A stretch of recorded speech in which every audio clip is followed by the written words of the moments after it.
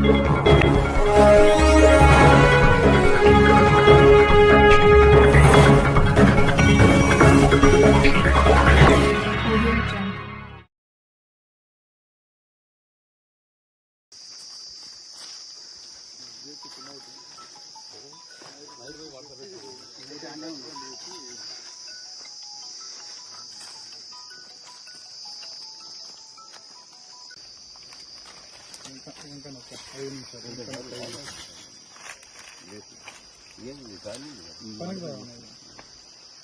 కూడా పనికిరాదు ఉడికిందంట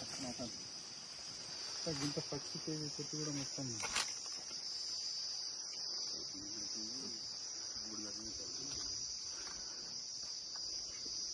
వాయిస్ తీసుకొని పంపిస్తారు. మండలంలో ఈరోజు రాత్రి కరెంట్ షాక్తో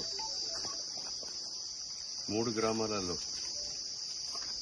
కైలాపూర్, రామచంద్రపూర్ గ్రామంలో సిరపురపు కుమారస్వామిది 4 ఎకరాల 30 గుంటలు, అరటి తోట, చల్లగరిగే గ్రామంలో కాడా సమ్మిరెడ్డి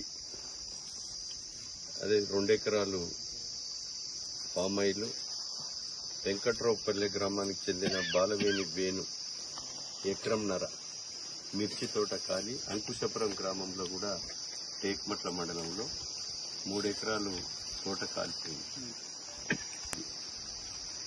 దీనికి పూర్తి బాధ్యత ఎలక్ట్రిసిటీ డిపార్ట్మెంట్ వారు వహించాలి.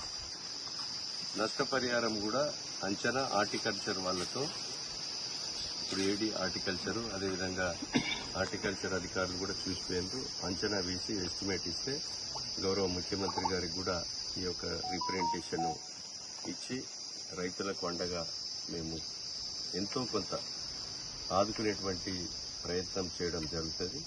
అదేవిధంగా దీనికి సంబంధించినటువంటి ఎలక్ట్రిసిటీ డిపార్ట్మెంట్ కూడా కొంత నష్టపరిహారం ఇవ్వవలసినటువంటి అవసరం ఉంది.